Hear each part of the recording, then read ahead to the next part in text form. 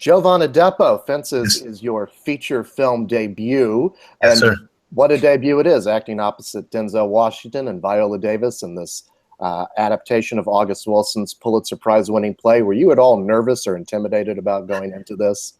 All of the above. I mean, as you can imagine, these two are giants of our career or of our industry. So I definitely had a level of nerve and just intimidation, just because I think that was my way of showing them respect and showing their talents respect for sure. Well, so giving some more context to this, they had already performed this on Broadway with Mhm. Stephen Henderson and Michael T. Williamson and everybody else who's in the film. You were the new addition. So what did they do to welcome you in and make you a part of the family? It was a completely, excuse me, it was a completely organic experience. It was like after I had, found out that I had earned the role. Excuse me, I don't know who's Oh, don't calling. worry. Room service. Don't know. I have no idea how to work the phone. Excuse me. No, but once I had found out that I had gotten the role and we got to Pittsburgh, you could see right away that it was like a family reunion, which is even more intimidating. Like I walk in and the rest of the cast just meets and it's a lot of hugging and a lot of joking and I'm just sitting in the corner like, God, I hope everybody likes me, And it was something where Denzel and Viola knew that, and they knew I thought that they had a sense for what I was feeling, but everybody was so warm. I mean, the first day we got there, we had a table read, and we were at the production office, and I had known Viola previously, from doing this job, so she was kind of like the lead in to just making sure that I felt comfortable, and I don't really think she needed to because Denzel, Michael T, Stephen Henderson, Russell, everybody was just really warm, and they definitely gave me that look of like, who's the new kid, but it was it was kind of like in a just a jab, a friendly jab, and Mhm. ever since that first day, I completely felt at home and felt like I was a part of this family. Well, tell us a little bit about the character you play, Corey. Who is Corey? Corey is a young man. He's on the surface level, he's a gifted scholar athlete.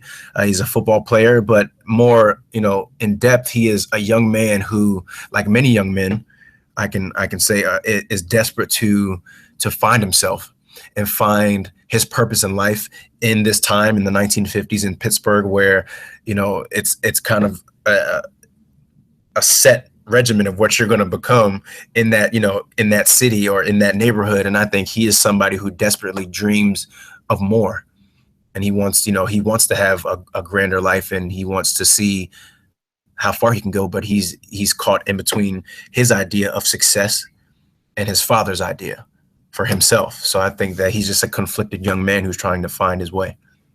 Right, you're always in conflict with your father, Troy, played by Denzel Washington. There's barely a kind word spoken between the two of you. Talk a little bit more about that conflict and about playing those scenes with Denzel. I think what was interesting about while we were rehearsing, Denzel wanted everybody to know, because Troy's character conflicts with, it seems, with everybody in the story at some point.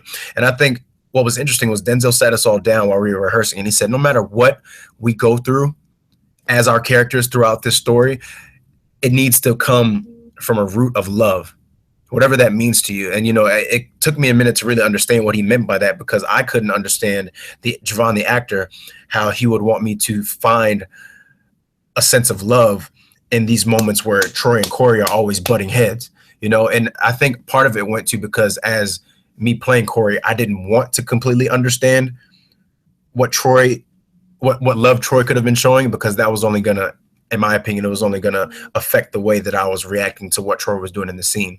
So although as an actor, I understood that there's an element of love that's always there, as Corey, I chose not to hear that. I wanted to feel, if Troy was going to prevent me from going on and succeeding in life, I wanted to feel it was because he didn't like me and it's because he hated me. But in truth, as a young man now experiencing life, I understand that that was Troy's best way of loving, was just trying to protect me from being let down and having my dream being deferred as his was.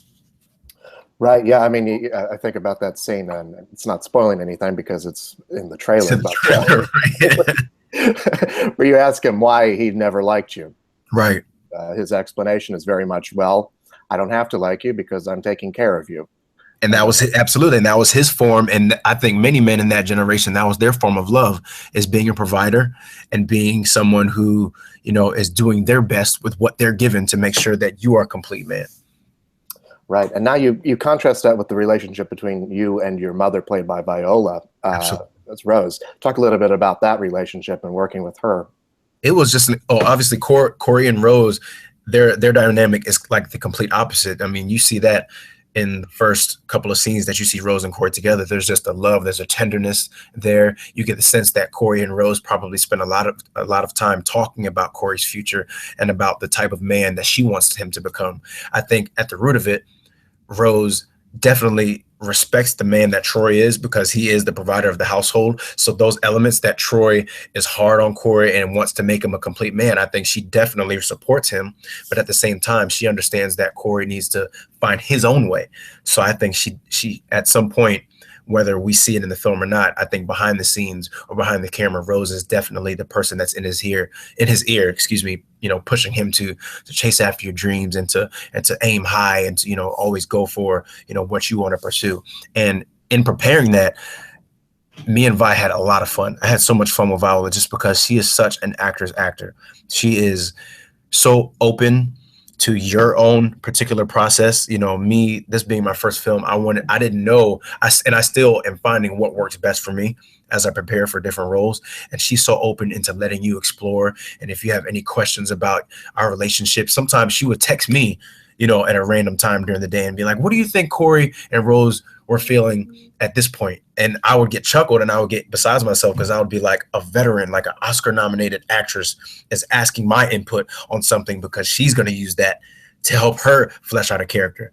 And it was unreal to be able to have that experience with her and I had a lot of moments between myself and Viola and with Denzel, where it was like, they didn't see me as a young man that they had to mentor. They saw me as a fellow actor. And, we had a lot of, although I was always learning from them, there were definitely moments where I felt like we were on a level plane and we were just people in the craft trying to work together. Absolutely. And in credit to August Wilson as a writer, your character is given a full, rich arc. Absolutely. I don't want to spoil it for anybody who hasn't seen the film or the play. But what was perhaps the most difficult moment for you as an actor to play within that arc? I would have to say towards the end. I think Corey is, and excuse me, like you said, I'm trying to skate around it without spoiling it. I think Corey was dealt with, or was burdened with the responsibility of coming to terms with the type of person his father was. And you hope by the end of this film that he is taking the steps necessary to be okay with who Troy is. And I'm not sure how far he goes into his acceptance, but I think, in my opinion, towards the end, he's starting to entertain the thought of forgiveness and of just accepting who Troy is. So that being able to show that, and being able to show over the years, because you hope as you grow, you mature. Corey, goes through the years and returns, and you hope that he's starting to understand what it takes to be a man. And I think the difficult part for me was to remember that even though he's kind of well-traveled and, he's seen some things in life, and he comes back and, he's seeing different people in his family again, I wanted to still show a level of tenderness and a level of hurt from Corey. Like, although I'm a man, I'm very much a man now, I still have this, dare I say, boyish pain. If it makes any sense. Like, I'm still very much an unsettled child, and I still want to hear my father say, that he loves me. I still need to hear that, even though I stand before you today very much a man. So just trying to find a nice balance between that is something that I was struggling with early on, and Denzel was very much able to just let me know, like, I trust that you know what you're doing. Just find a level of truth, because if there's any element that comes off dishonest to Denzel, he's going to tell you. So, and that's something that I appreciate from him as well. Try that again. I don't know if I believe that. Okay. And, as an actor, he hired you because he believes that you have the truth in you. So you better bring it every time you're in the scene, every time. No doubt. So, of course, also the film and the play deals very much with race relations in the 1950s and what it meant to be a black man in America in the 1950s. Can you talk about approaching your role from that angle? Yes, sir.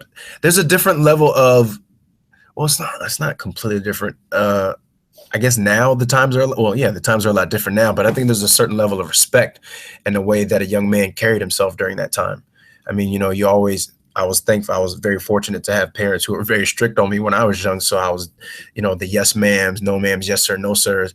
I think the young people of that time they were just held in a different standard than we are now, which is kind of unfortunate.